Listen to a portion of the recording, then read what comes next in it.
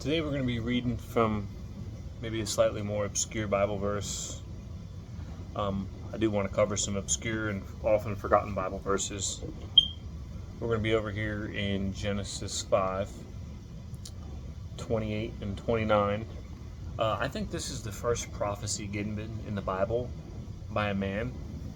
Obviously you have the seed of Eve crushing or bruising the head of Satan or the serpent in Genesis 3, and you have Lamech from Genesis 4, who had two wives, and he put a curse on whoever kills him.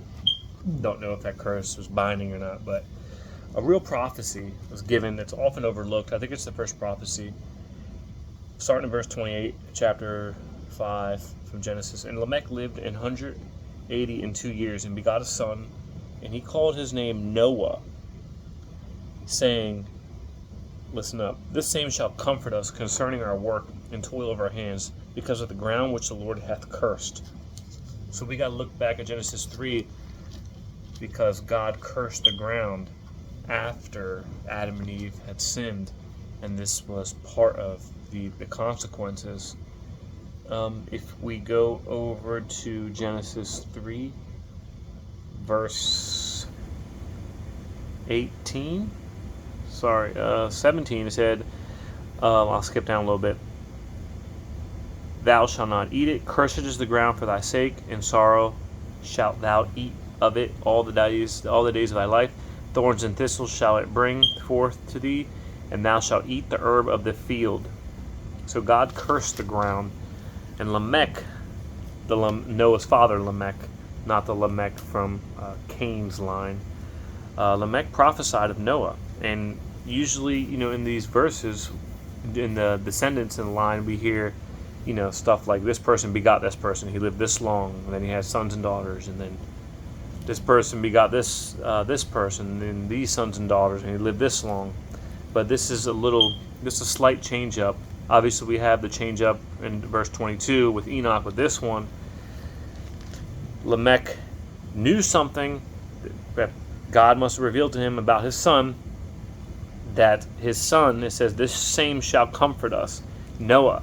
Something Noah's going to do. He thinks Noah's going to do something that's going to happen during Noah's time.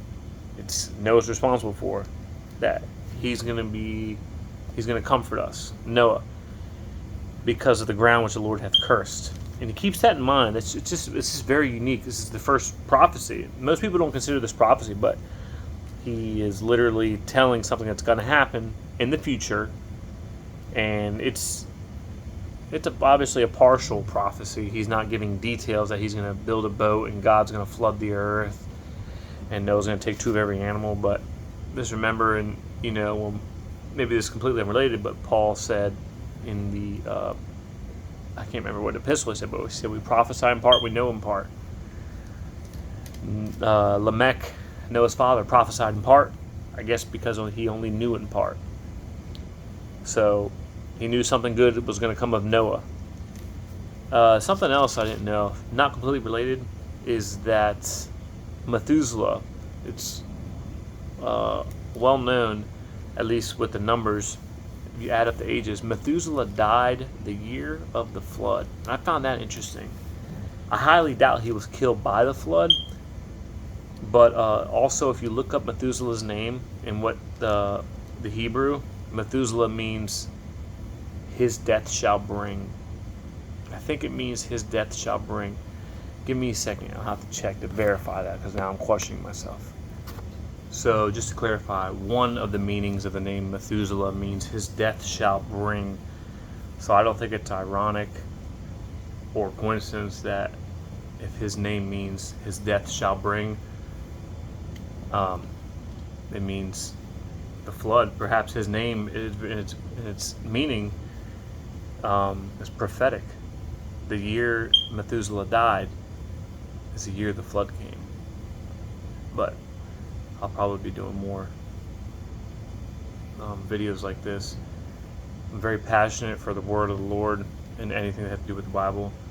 I need a little bit better preparation, a better place to do videos, and I need some editing skills and probably some speaking skills. Thank you.